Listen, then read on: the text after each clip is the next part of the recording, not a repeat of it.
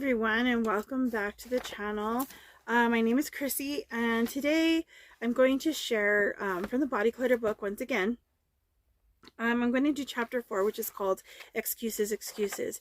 I was looking through that right before I started the video, and I've highlighted a lot in here. And it's not so much that it's such a long chapter. It's a little longer maybe than, I don't know if it's longer than the last one or not, but there's a lot of stuff in this that I want to share. So this may be in two parts, or at least kind of the same way I did the last one. I'll share some of my thoughts on what I highlighted and what I read, and then share my body clutter mission in another video. So one of the first things that I underlined is excuses, the lies we tell ourselves and others to get them on our side. We want people to understand that our body clutter isn't our fault because we are victims. And yeah, we've used that. I know I have, hold on just a minute. Let me get this correct because I have to move my leg around because the sciatica is bothering me a little bit worse today than it's been. So, I kind of have to move that leg a lot. Now, this one was written by Leanne. This section here, or at least this part of this chapter. Now, she says that her favorite one was blaming her thyroid. And thyroid can cause body clutter and can make it hard to lose it, but it's not impossible. And you know, she goes on to talk about how you have to make the right choices. You work with your doctor, you know, you're getting your medication, get your thyroid to normal, and do the things that you have to do, whatever that means for you. So eating better, exercise, all of those things. And another thing that I underlined, because that was my thing. When I got to the highest weight, I mean, I was dealing with a lot of depression and stress and anxiety and a lot of things that I didn't understand. And a lot of it was because I didn't feel well.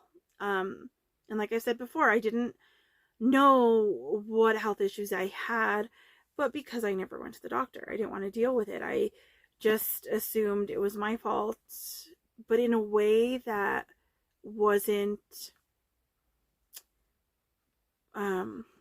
healthy.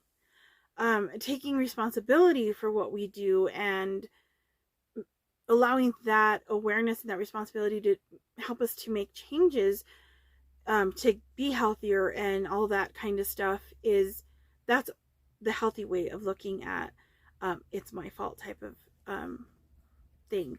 But to me, it was everything I did was wrong, and I tried things. I tried not eating a lot, tried not eating at all except for one meal a day. I tried all the exercise that I was doing, and nothing was working. But part of the reason I believe now that I know was because I wasn't taking care of my health, because I just didn't want to face those things. And who wants to go to the doctor and find out, oh, you have this and this and this and this, and you come out with like 5 or 6 new diagnoses, and now all of a sudden you're not just dealing with the fact that you are overweight, but now you have all this against you. So I didn't want to deal with it. So when I finally did, it was like, okay, now you can move forward, you know, and not play the victim card. Because yes, I didn't bring those health issues upon myself because of the way I was eating, you know, or whatever, or at least not intentionally, and maybe not even initially, because I think a lot of that stuff was going on, at least a couple of those things were going on when I was really young. But in the late 70s, early 80s, there wasn't a lot of this thing with, oh, go to the doctors and find out what's going on, and, you know, all this stuff. So yes, in that way, maybe I was a victim of life, because we all have something that we deal with. We live in a broken world. There's sin, there's evil, and so because of that, there is illness, there's all of those things that will affect us. So because of that situation, I think, it was kind of easy. Hold on. Yikes, my light is falling over. But it was easy to say, well, it's just due to the these issues, and I don't have to face them. I don't have to figure it out. It's just happening, and just deal with it. And it was the same, the anxiety. And for me, the anxiety was really hard. It still is. But going to a gym, I just can't seem to get there. Now, I did take classes in college, but I think a lot of that was easier because I had people in there that I knew, taking them with me.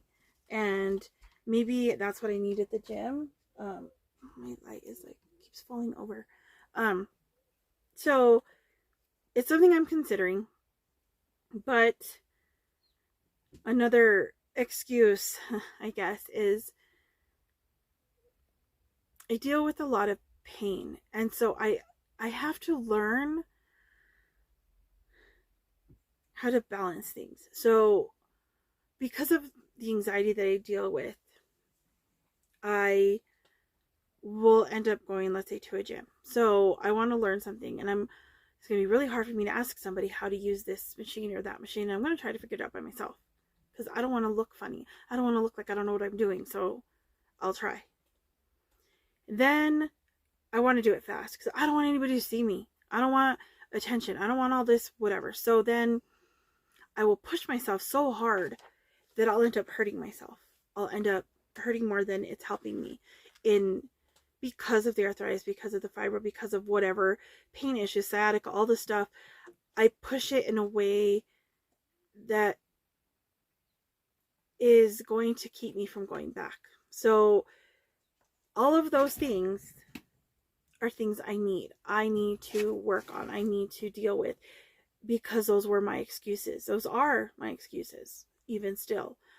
But because now that I'm willing to be aware of them and speak them out loud, because most of the time I don't say it, so then it's not real, right? Right. So now, if I put it out here, hey.